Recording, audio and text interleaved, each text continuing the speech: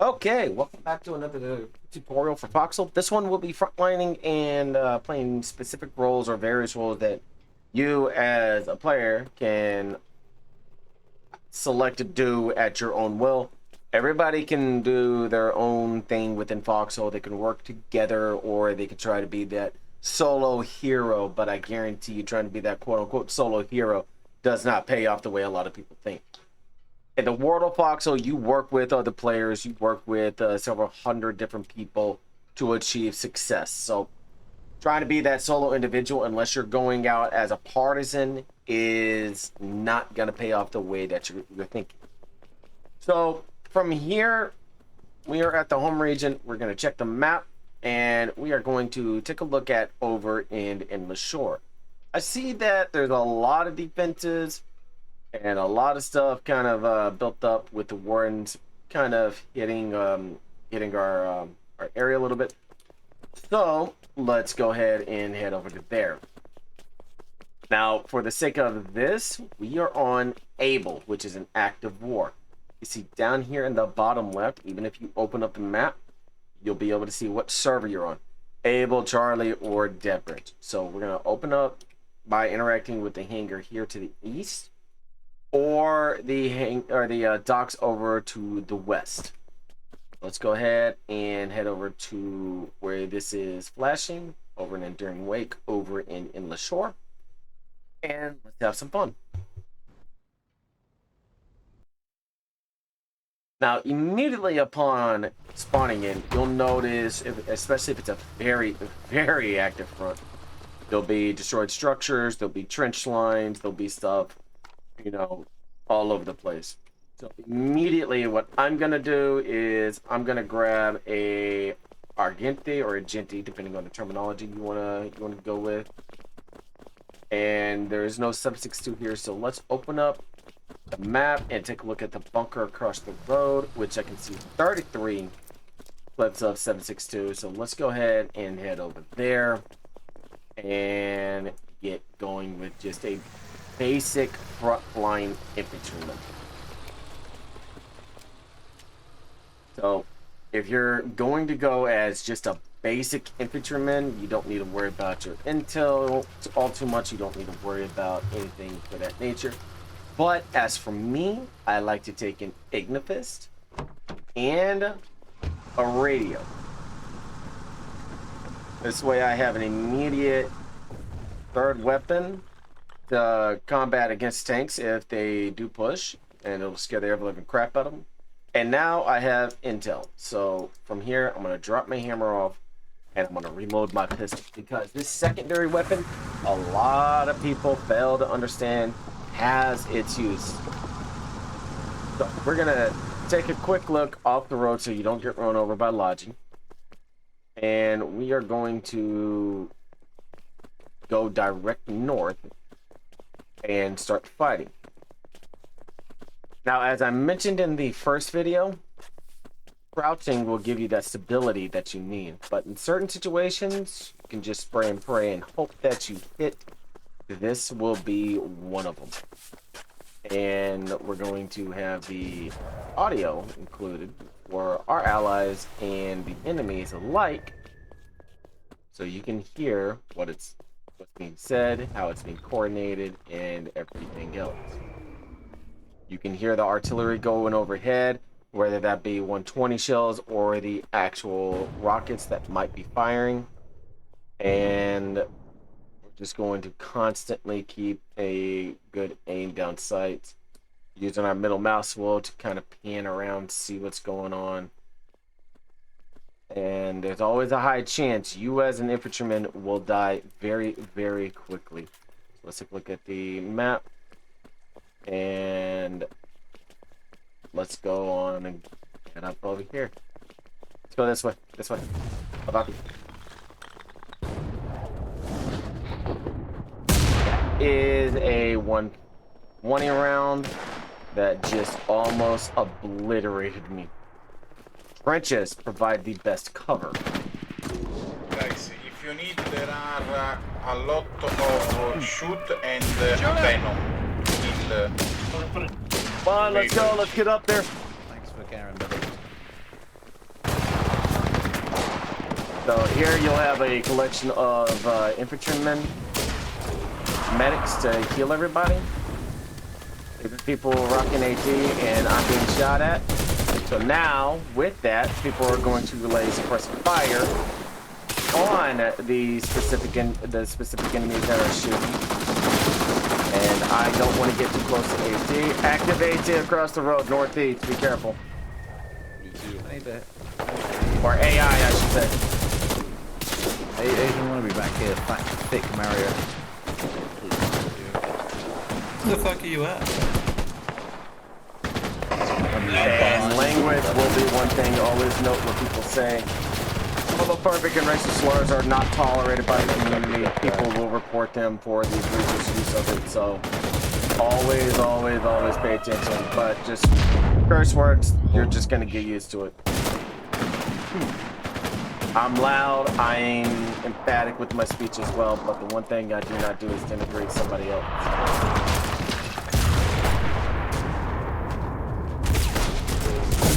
Left side, be careful towards me. There's two. Found the rocks left for him. There you go. And yeah, like I said, infantrymen tend to die pretty quick.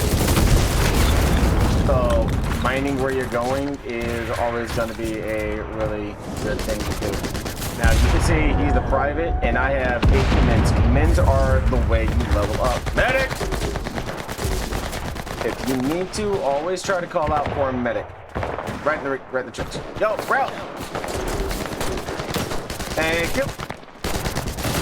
I hold the alt, my left alt, and I left click the name, and I give them at least 3 commends so that they can, you know, rank up. The higher in rank you go, the more and more commends you need. Thank you. 2 people you always want to commend: your lodgemen and your medics. A third would be those that pick you up. If you're ever low on any type of items or anything, that box that you saw me look into is always a good spot. Now I just got obliterated by artillery. This happens. This is a very active front on the mid to late war area. It's just the nature of the beast. So what you do whenever you are done I'm right there. with the respawn timer up here to the right, click spawn. Depending on what your spawn is, you'll be able to select. You can always go to the home region to redeploy. But we are not going to do that. What we are going to do is go from the town hall we initially spawned into, and we're going to set our spawn inside this forward bunker right here. Now here is where we get into the nitty-gritty, excuse me, of the different uniforms. Infantrymen and just plain basic soldiers with the standard uniform, you will always have this uniform equipped. Every single uniform does something very specific. And yes, you can hold enemy faction uniforms inside your bunker. You cannot equip them. It will not let you. For your Villian Flex, you have a low resistance to kinetic damage, but a high resistance to bleeding. Meaning, if somebody was to shoot you, you would not immediately bleed to death. When you pull this and equip it, you have only 4 backpack slots. Here with the regular uniform fatigues, you have 8. 2, 4, 6, 8. When you equip this, it goes to 4. Really good for if you're on a boat and if you are also inside of an open top style tank or vehicle like a half trek or tankette. Your Grenadier backpack. It is 6 backpack slots. However, there's one little caveat to it. With grenades, such as your sticky grenades or your Boma stones, these will actually stack up to 2 per. This is also a good way to min-max loading up a Nemesis which I'm covering in another video, where you can pull the tremolas and stack them up and have everything go into the tremola slot. For the Nemesis, same thing with the half track that have a fisher. And your tremolas are right here. Your tremola grenade GP-1, GPB-1.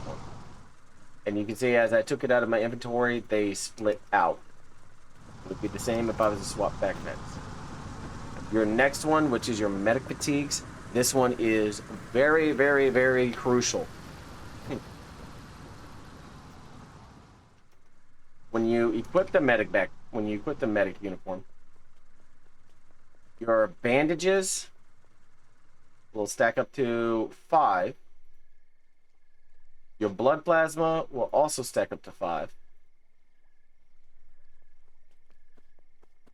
And you'll be able to pick up wounded soldiers and or downed enemies and wounded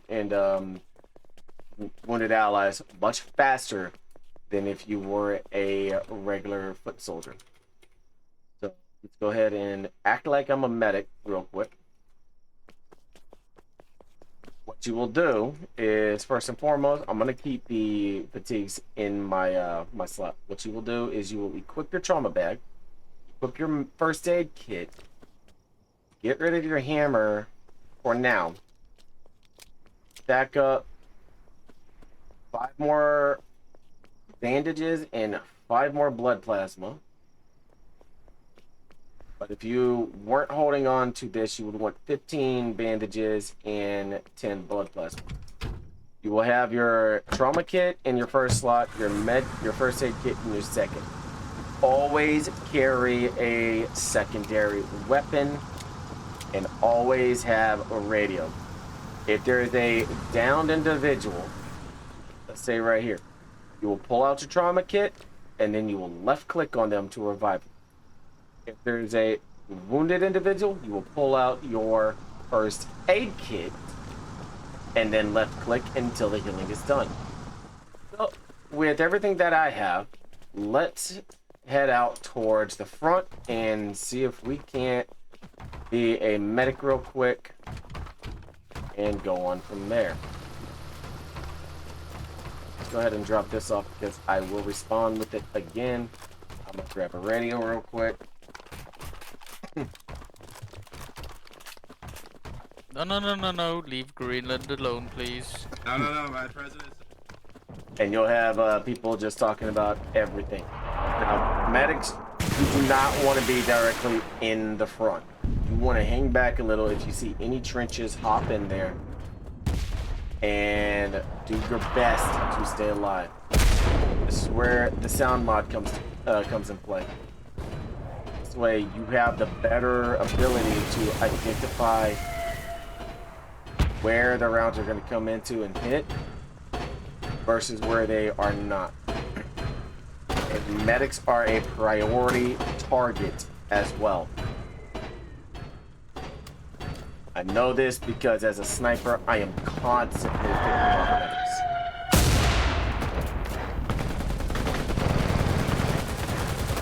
I always go after the medics because they keep people up in the fight. They ensure... Hey, man, down here. Come here.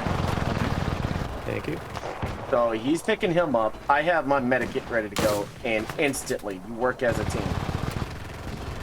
The more medics you have working as a team, the faster people can get up, the faster people can heal, and the faster they're back in the fight. If you don't have a whole lot of medics, you tell them to hang the fuck back so that they're able to stay alive. You will see at least 2 bodyguards on a medic that does their job very good. There are a few people that I know that excel as a medic. There's a grenade launcher. I'm going to mention them now. That would be Rosie, first and foremost. And I've seen Robert Loves Games, who's also played as medic as well. Every time I'm sniping and Rosie's next to me, I stay alive. So even if you think that they may be hit, just pull out your medic bag, just start clicking, and keep going because you'd be surprised. If there's enemies nearby, pull out that secondary and start shooting.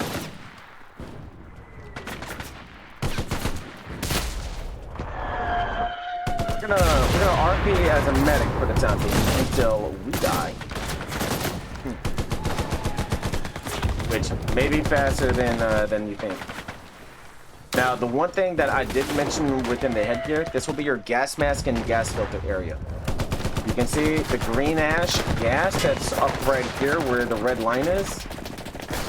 It'll give you protection from it, but it will slowly eat away at your gas.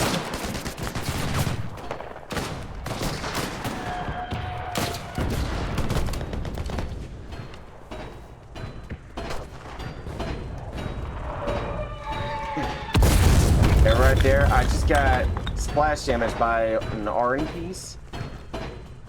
And I'm running directly back to the bunker.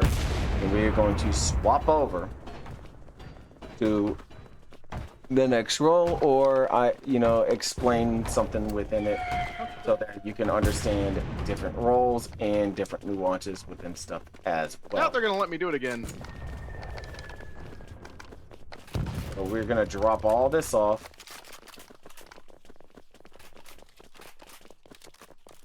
Take this out, put this here, and let's go with the recon camo. This is where your partisans come into play. Now for wardens, you have the Outriders mantle. same amount of backpack slots and same item to the intel. What makes this unique within the recon camo is you have a high chance of not being detected by enemy intelligence.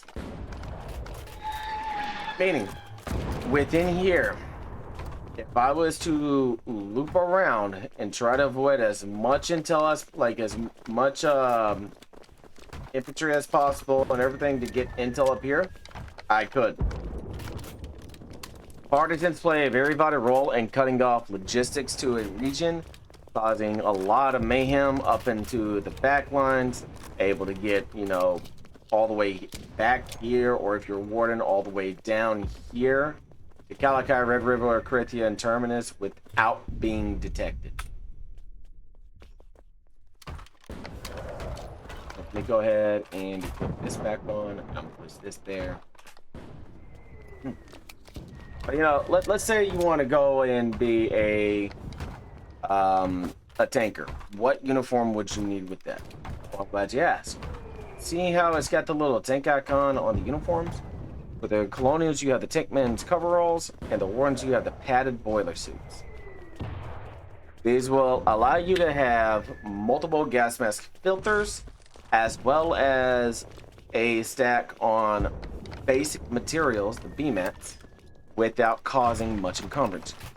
For me, my standard loadout for any type of tanking is I have a gas mask with the filter equipped, an additional gas mask filter, and my hammer, and 115 BMATs. Others will tell you need 100 BMATs, a secondary weapon with an additional mag, a gas mask filter, or 2 filters, and a hammer. Me, I do whatever I need to do to ensure I'm going to tank alive as possible for whenever we take damage. If it's snowing, which it does do in the game, and snowstorms can indeed kill you, you are going to want uniforms that have the little snowflake icon.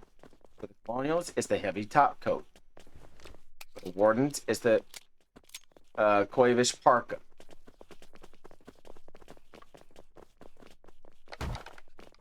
Both have the same functionality as your basic uniform, where light kinetic ammunition stack, but you have a very much better chance and a very high chance of surviving in a snowstorm than you would in a regular style uniform. Meaning, if it was to start snowing right now, up in the top left, up here, when you see this little notification icon, up here, you will see a thermal gauge. When that thermal gauge goes from light blue to dark blue, you need to seek immediate shelter to warm up. And items that are shelter that provide warmth are trenches inside garrisons, inside pillboxes, inside vehicles, and inside hard structures such as a town hall or just a building that's in a city that you can walk in. Craters do not provide warmth. Foxholes, however, these items right here, these actually will provide warmth. So if you're ever out and about and you got a shovel and you notice you're starting to freeze, build one immediately. There's also another way that you can survive, and that is through the use of fire pits, or bonfires as people like to call them.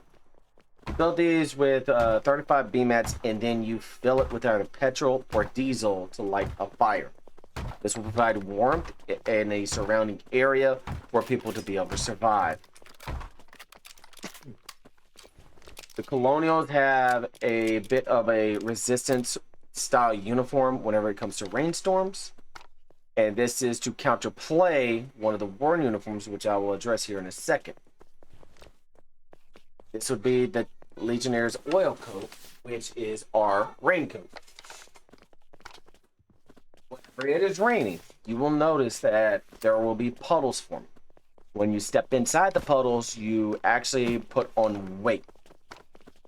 When you have too much on you, you'll have an encumbrance icon. It'll be a red box, and you will not be able to get inside of a vehicle. You will not be able to move as fast or respond as quickly.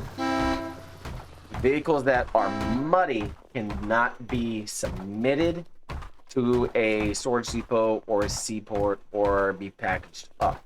I will explain those mechanics in the vehicle video where I cover both factions as well. Next, you have your officers' uniforms. You have, for the Wardens, your officers' regalia, and for the Colonials, officials' attire.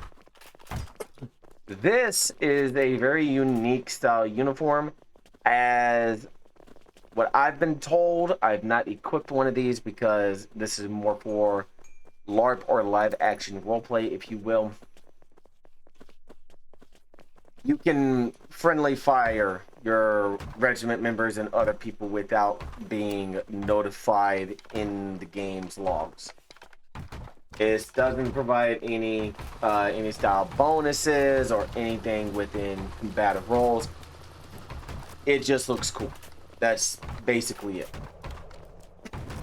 Your next two are your essential naval uniforms. For the Wardens, you have the Gentleman's Peacoat, and the Colonials, you have their remix garbs.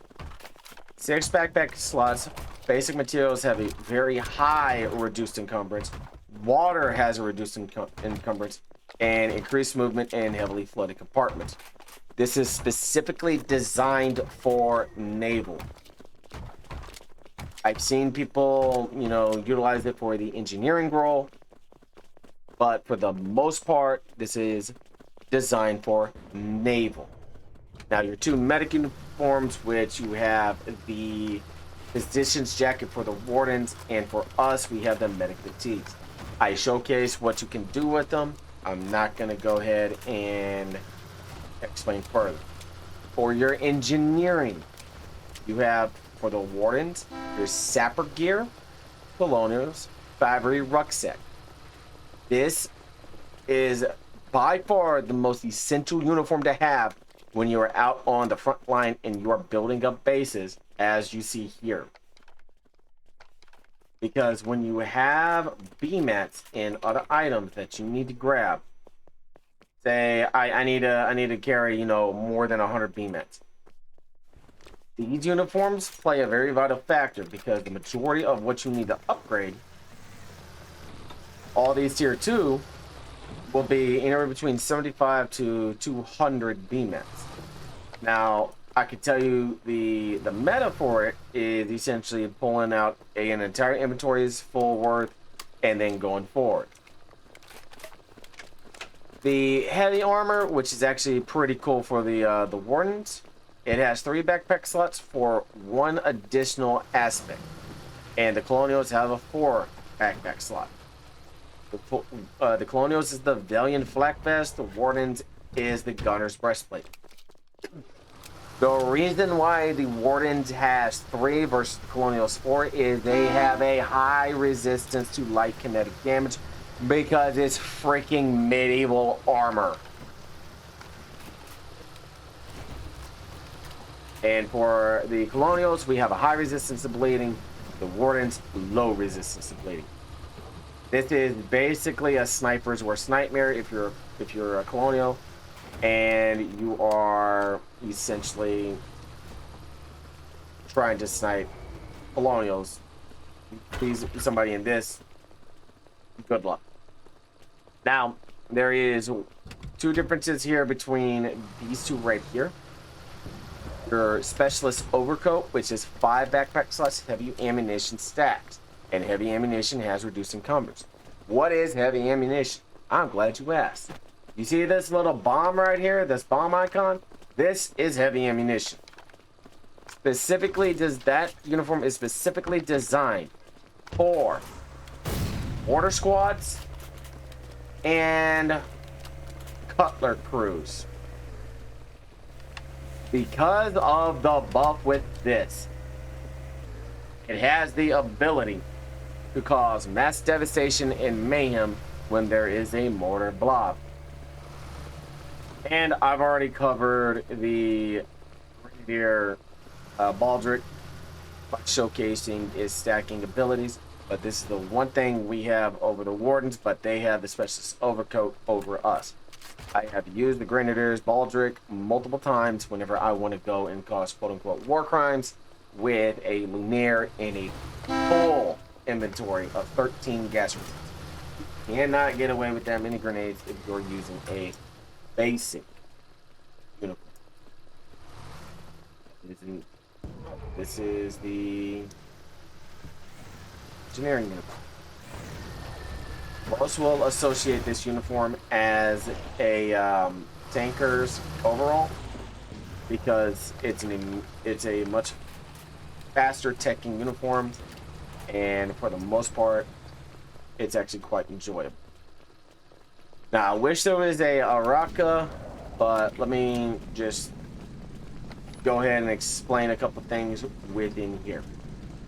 Your shotguns, which would be your Dragonfly and Pillory, they use buckshot. Your SMGs, your Lyre, your Fiddler, and your Lion Claw and pitch guns. Pitch gun's a machine pistol, it is a secondary. The Pillory is a secondary. Your SMGs and machine pistol use SMG ammo, or 9mm, which is right here. Your Loudcasters, your Hawthorns, your Cinders, your Blake Rose, Sappos, Hangmen,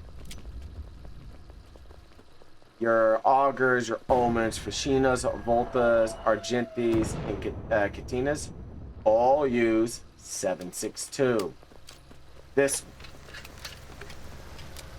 your Hawthorn, which is a Warden-specific style weapon, is a secondary.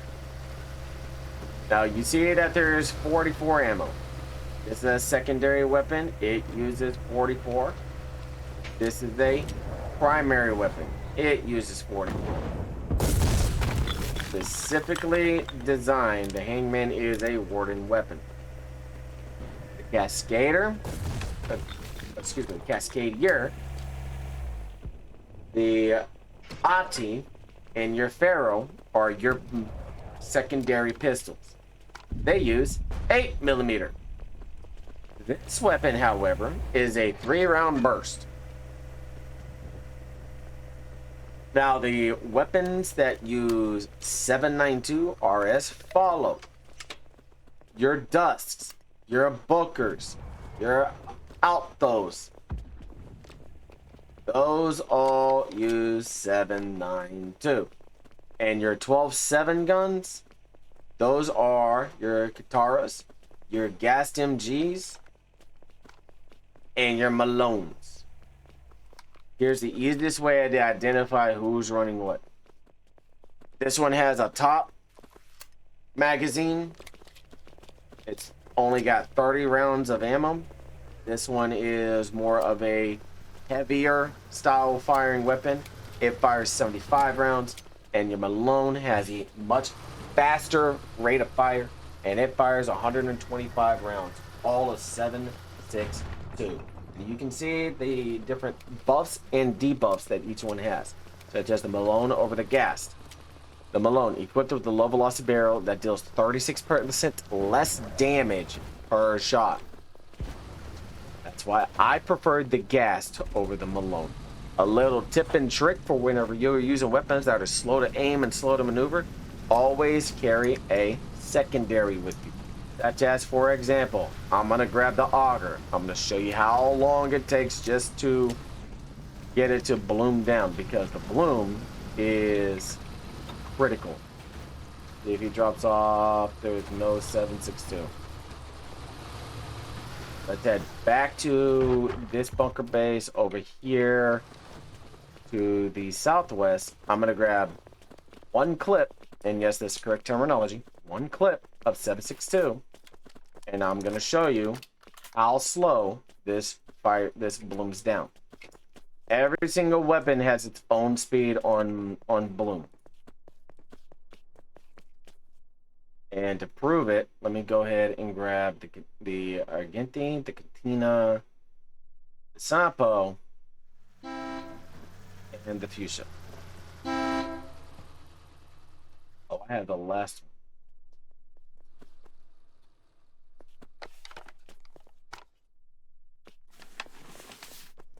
And I need more 7.62, which there's some in the town hall. So let's go ahead and take a look at this. Let's grab at least one additional clip for each, so that's 1, 2, 3 more. 1, 2, 3 more. And running with a heavier weapon like the auger, you can see how much slower it is whenever I'm running. It tends to slow me down big time. So we're just going to go ahead and reload this. I'm going to come over to the area over here and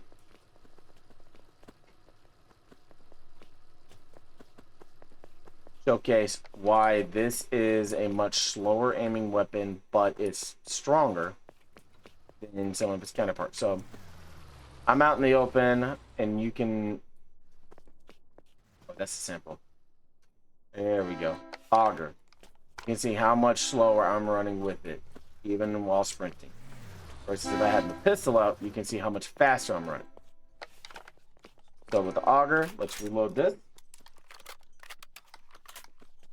And you can see how far it'll aim out, but you cannot aim while standing, unlike the pistol or any other weapon. With the auger and the Raka, along with other weapons that are 20 mil, you have to be kneeling. And do you see how slow this is blooming down? Even if I was to move ever so slightly, or, you know, rotate, see how far that bloom goes out, and how slow it comes down when compared to the Sampo. I can stand and move, and you can see up at the top left, A and S. And it'll kind of have a deviation between the two. That is auto and single. If I crash down, you see how much faster it's going, and if I go prone, it'll be a pinpoint shot just about every single time. So this is auto. This is single. Whereas the Fushina is a 3-round burst.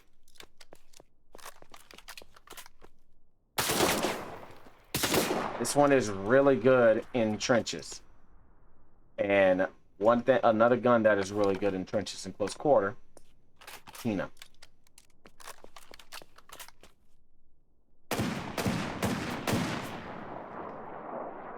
Because it automatically fires. So we're gonna have the auger, and its main use is to stun the enemy and cause them to start bleeding. This is where snipers like myself excel at. And it's why I love running it. You'll notice I have different kits and things already saved. Whatever you have equipped in your backpack and on your person, all you have to do is, if you just don't want to spend time pulling what you need, click this save loadout, you name it whatever you need. Always click allow partially assemble and auto submit starter kit if you want that to go away. If you want your hammer and your pistol and mag to go away, submit, like click that one, it'll submit it. But for me, I always allow partial assembly, because if you're not able to find the stuff immediately there, you may have luck with finding it around. Those are basically your light weapons that many people use. Your heavy weapons, such as your tripod weapons, your AT, your grenade launchers, your 30 mil, 20 mil, all of that. Some require tripods, some you can shoulder fire, some you can walk with. It just depends on whether or not it has the tripod icon, like the Shira. The Typhon, its counterpart is the Neville. Got the Quick Hatch, the Storm, or excuse me, the Dawn, Quick Hatch and Dawn. These two are AT sniper rifles.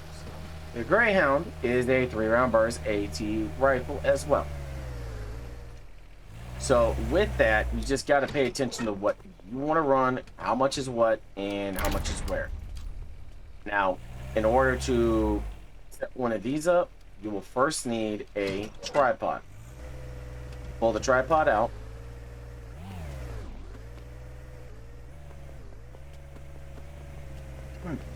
Let's go see if there's any in the town hall.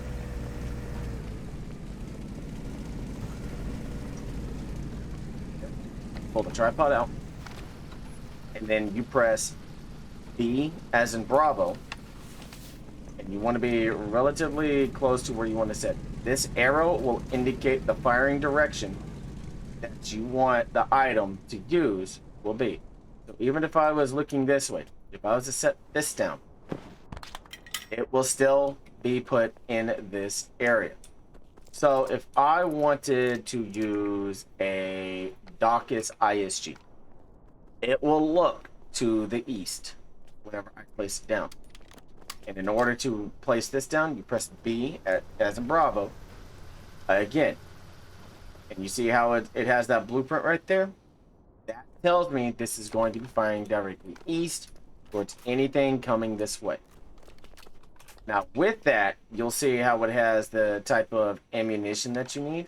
So let's grab a 20 mil Typhon, place it down, and I'm going to show you why it's important to note what ammo is where and why it's needed. Because it'll say 20 mil, you need the ammo to match the gun in order to use it. You can't just do this with 7.62 or 7.92. You must have the appropriate ammo. So for here, if I wanted to utilize this, I would take, a couple canisters of 20 mil. And I would put them into here by pressing E on it and just left clicking.